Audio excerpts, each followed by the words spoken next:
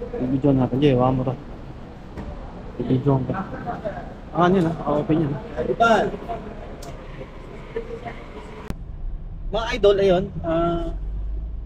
Nakakuha na tayo ng sasakyan. Actually, nagka-problema pa nga dun sa ano, sa unang pinabook namin.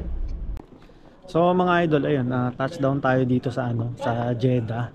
Actually, meron na tayong pina-reserve na ano na sasakyan. Actually, nag-rent na tayo from Riyadh. So nagpa-book na tayo para at least meron tayong gagamiting sasakyan pag nag-ikot-ikot tayo dito sa Jeddah. Kasi hindi natin ano, hindi natin kabisado yung mga ano, yung mga pasikot-sikot din dito. So aasa lang tayo sa ano, sa Google talaga.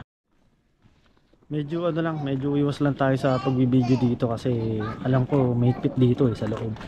Kaya yun, pakita ko na lang sa inyo yung sa ano, pag nandoon tayo sa pagrentahan natin sa sasakyan. Kasi baka mamaya masita tayo, gaya dun sa Riyadh kanina. So nasita tayo kaya hindi tayo nakapag-video ng maayos kanina. Sir, sabi ano nito? Yung Terminal 1? Ha? Terminal 1 ako.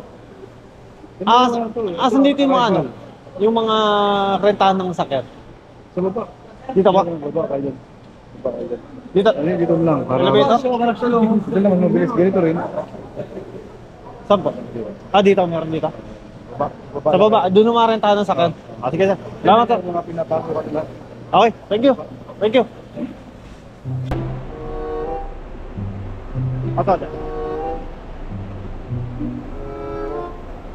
Okay.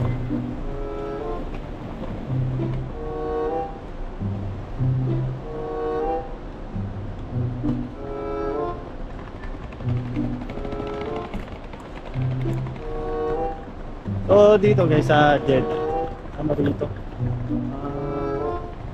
Napaka humid ng klima. Malapit kasi sa ano, sa dagat. So ito yung ano, ito yung dito natin makikita yung rentahan na narenta natin from Riyadh. So hanapin lang natin dito.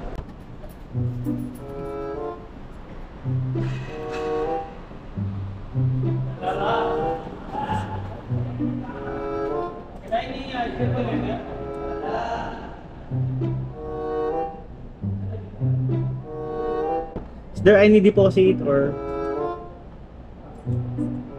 no need Wala lang ito. Ang deposit. 491028.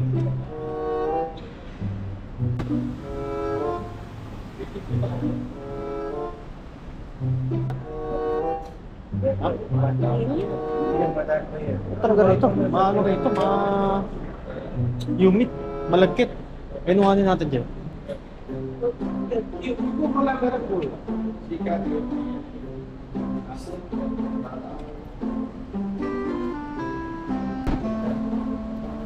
Video natin dyan, wala mo to.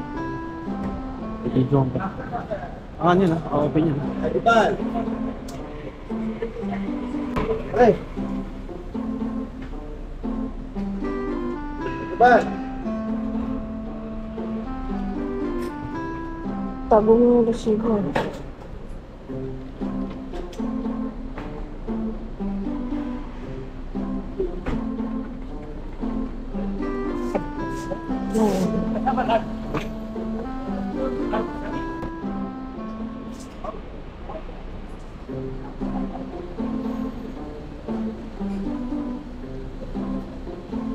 Ang handle.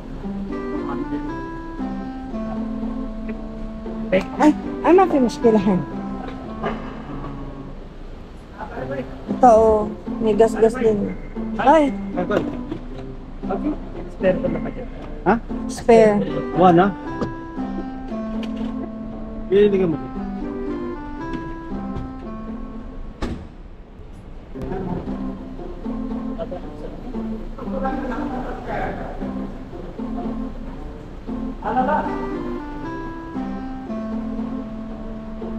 Ano yung sa video? Ini, mapimuskilahan, oh.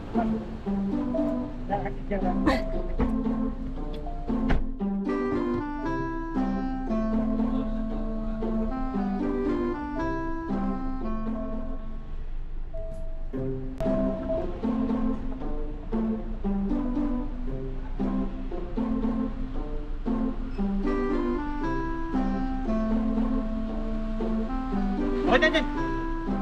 Okay na. Mga idol, ayun. Makakuha na tayo ng sasakyan. Actually, nagka-problema pa nga dun sa ano. Sa unang pinabook namin. Mga idol, ayun. Makakuha na tayo ng sasakyan. Actually, nagka-problema pa nga dun sa ano. Sa unang pinabook namin, hindi namin makita dun sa Terminal 1 kung saan yung opisina nila. Kaya ang ginawa natin, kinancel na lang natin. Tapos yun, na-refund naman yung binayad natin kahapon. So, nag-avail tayo ng panibagong sasakyan. Pero hindi natin ginamit yung application. So yun, driving na tayo. Jeddah.